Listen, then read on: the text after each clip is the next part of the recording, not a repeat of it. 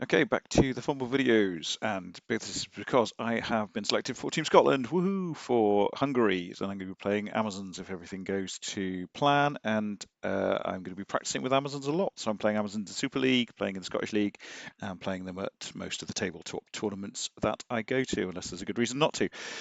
This was the first game of the Scottish mini tournament using Eurobowl rules, and so this was Amazons against Amazons. Playing against Shrike, who has no, that's me. So he had a block and a guard blocker, and he had two wrestle line women, and I'm gone for the two guard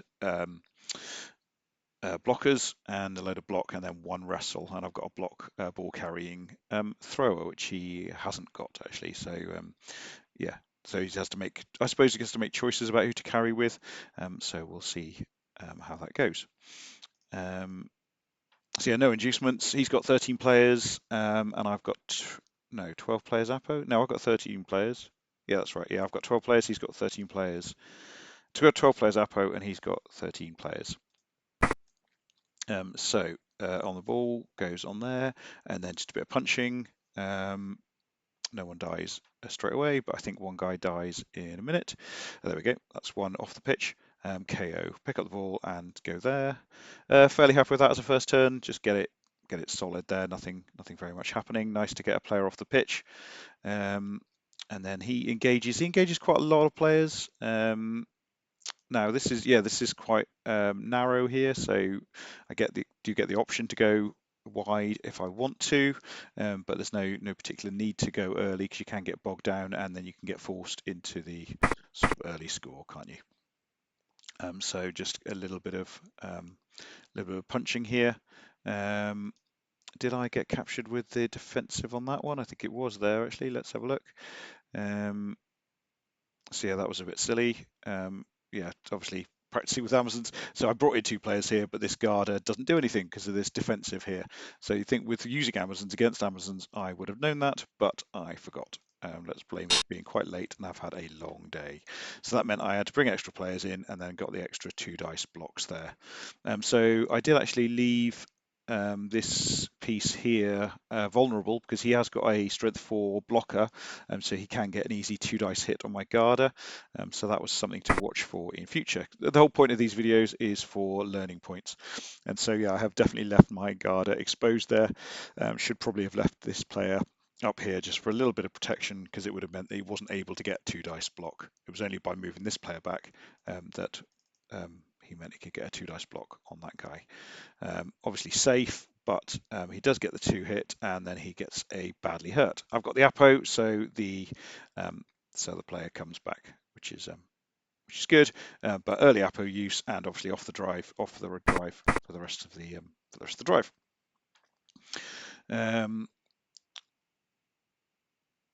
So yeah, at this point I'm still just punching people a bit, but I decide to move to a side, not completely committing the ball like miles down, but definitely committing to a side, but leaving a few so that I'm able to switch back if I need to. And he obviously needs to protect over here. So at this point, I do decide to go further down. Now this is bit of an error here, as we'll see in a minute. I've already lost one Garda, so I should be protecting them a bit more. And I sort of knew that at the time, but kind of did it anyway. Blitzed with the ball carrier there, and then brought it back using a go for it. And then I've left my blocker vulnerable there. He's going to be surfed in a minute, so he's going to bring this person in here, blocker in here, push him back to there, and then surf him with this one. I think it's only a 1 dice surf, but certainly works. And then I'm going to be guardless for the rest of the drive. And so yeah, risking getting sort of bogged down a bit over here. So he brings in the players. So yeah, it's only a 1 dice surf, but certainly works. So yeah, no more guard for me for the rest of this drive, which makes life a little bit more challenging. But it's always good to learn, isn't it? So at this point, I surf back and then just retreat. So a bit of a cautious retreat because I had to make that dodge there. If I hadn't made that dodge there, this guy would have been a bit vulnerable from this blitz around the back here. He's a blodger, so not the end of the world, but it would have probably been 2 dice after a 3+ dodge.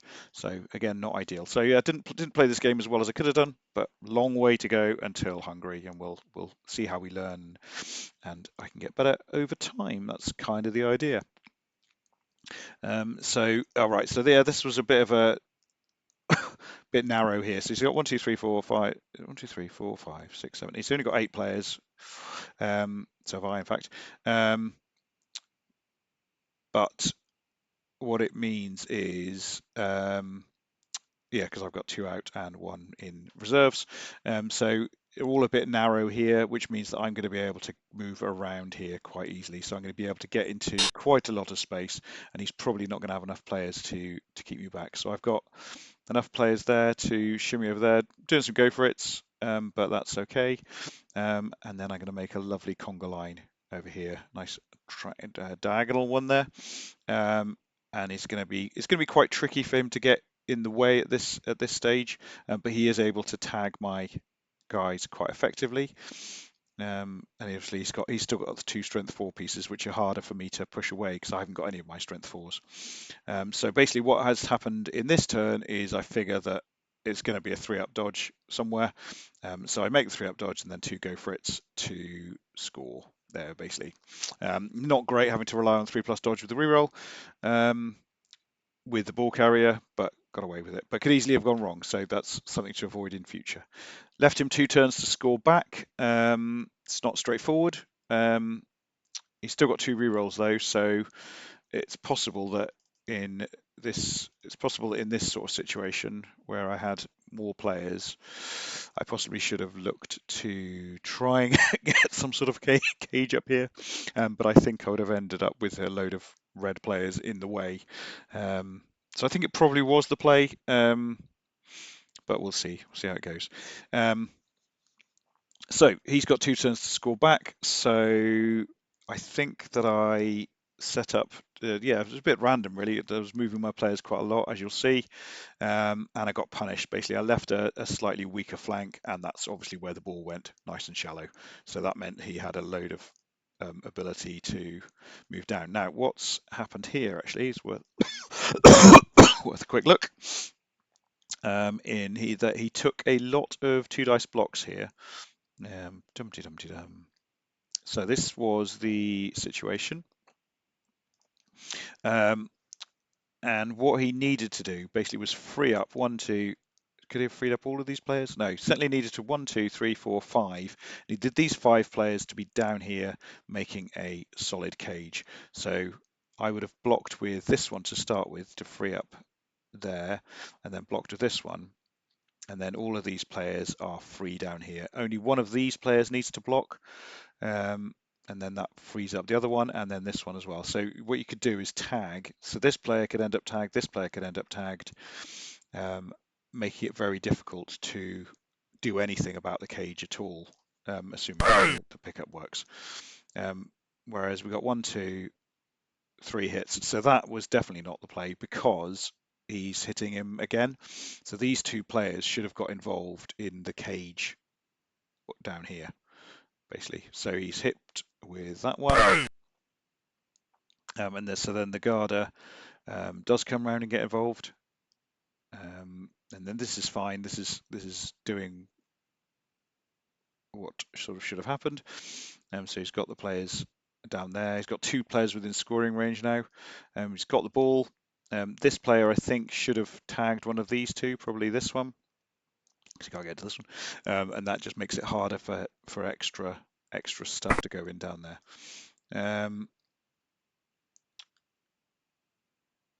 Yeah.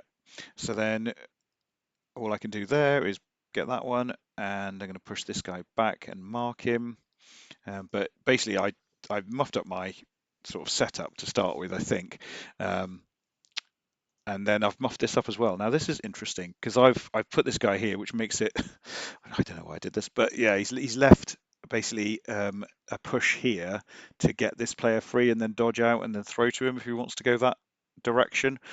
So was there a way? So he took this hit to start with, looking for the POW to free up the Garda. Okay, and then he hits with the Garda. Okay, so that hit there was to free up the Garda. If he got the POW, then the Garda could easily have come round here and attacked. Or this one actually could have as well, because yeah, there's nothing here. Any of these players could have done something good to free up. Still got a reroll.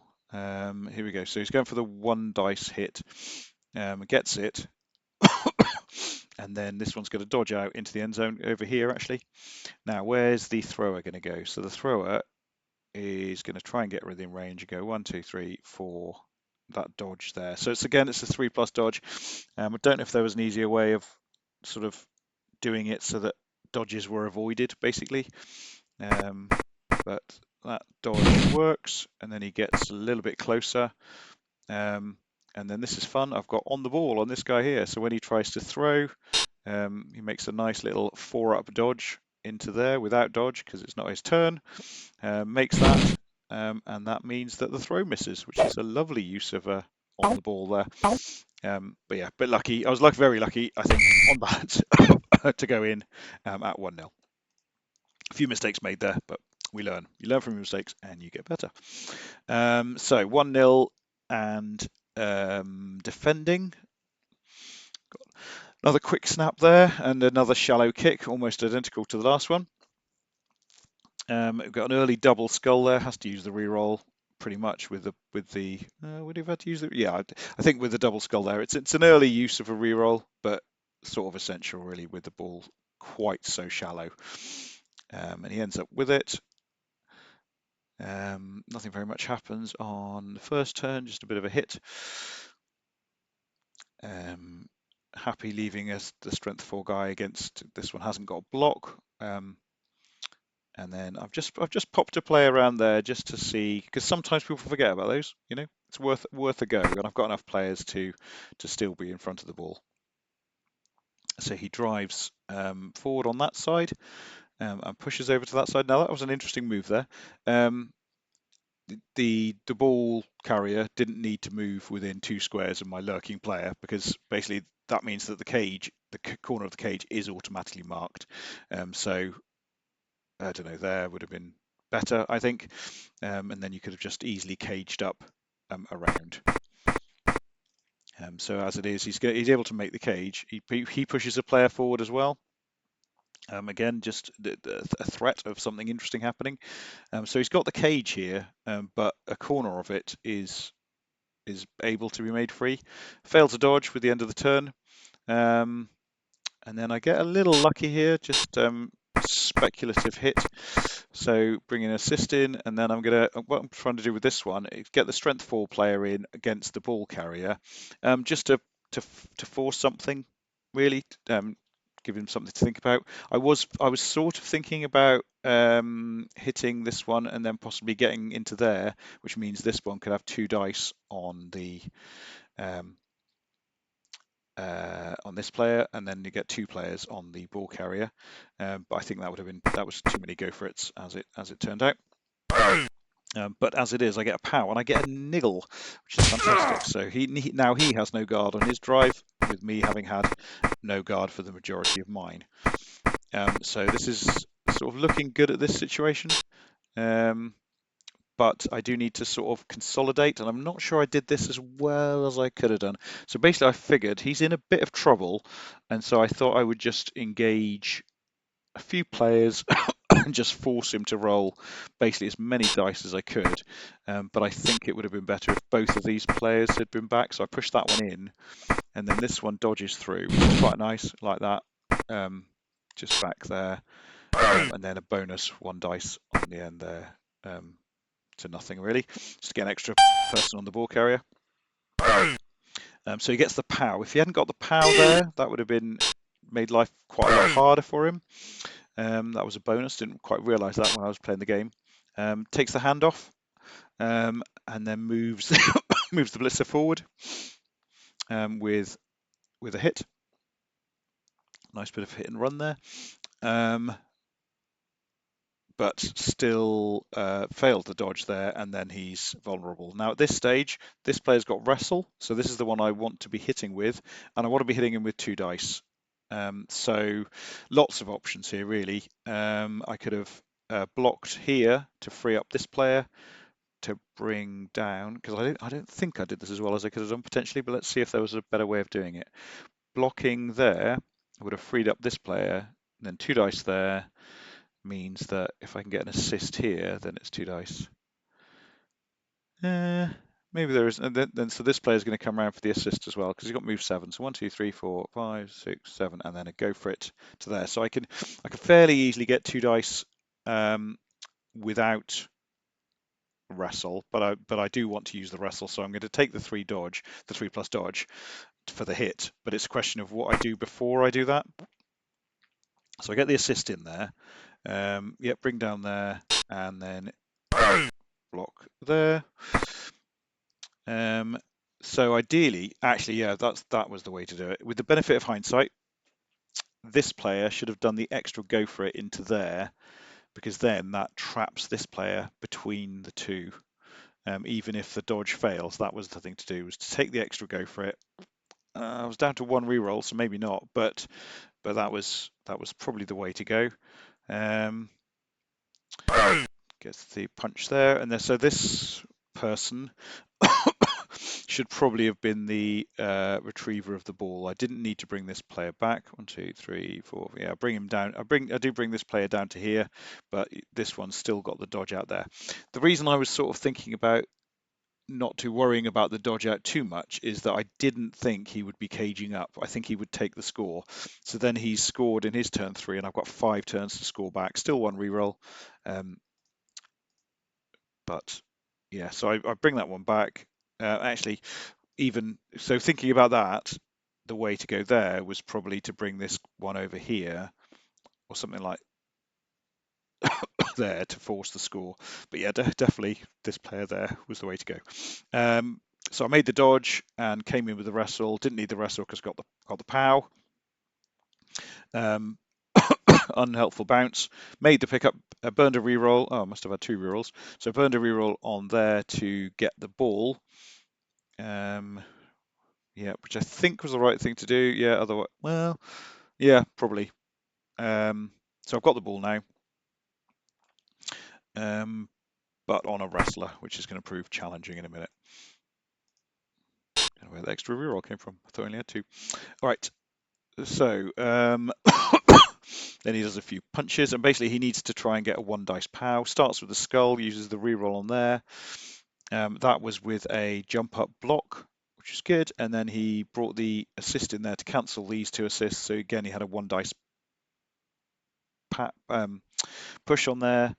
I've still got the ball, so the job now is to get as free as I can. So I was quite pleased with how this went, actually. I had to think about this one for a moment, exactly the best way. So I had a spare player here, and how do I get a 2 dice block with this one, and then a 2 dice splits away with this one? So there or there would have done the job. Yeah. Or could I have gone round 1, 2, 3, 4? Would that have done the job? No, it wouldn't. I don't think. No, because I needed to block this one first. Yeah, I needed to block this one first and then blitz this one away. So he moves in there. So there or there would have done the job. And then block with this one. Just push him free. Stay where I am to get the 2 dice splits on there. Get them both down, which is very annoying. So use my last reroll. Turns into a power, which is a bonus. And then scootle up the pitch to try and get as safe as possible. Went for a reroll, which is surprising. Went for a go for it, which is surprising if I didn't have a reroll. So maybe the reroll tracker here is not quite doing its thing, because I don't think I would have done that without a reroll. And then just a few punches here to try and get as sort of as safe as possible. Dodge out there. And wasn't sure about where to put him. That may not have been the best place, but that's where I went with. And then he gets the 1 dice both down, so that's where the wrestle is problematic. And so then it just turns into an absolute melee here. And I'm not sure there's much left to learn for the rest of the turns, because it just is a wee bit of a punch up, really, with people trying to pick up the ball and just doing all sorts of nonsense.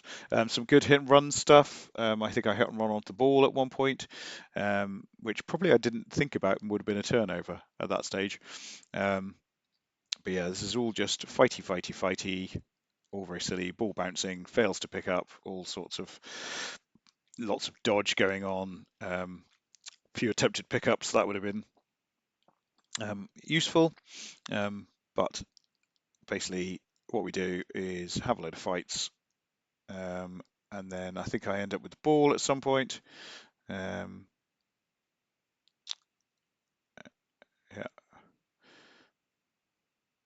So that's me on the ball there. So I put a player forward. There's absolutely no need for that because I'm winning 1-0 already. So 2-0 wouldn't have made any difference. But yeah, this is fun because he's going to power the ball and then it's going to go flying. So he gets him there, powers it, and the ball ends up down here, which is no good to anyone. And then I try and get the ball free, but it doesn't work.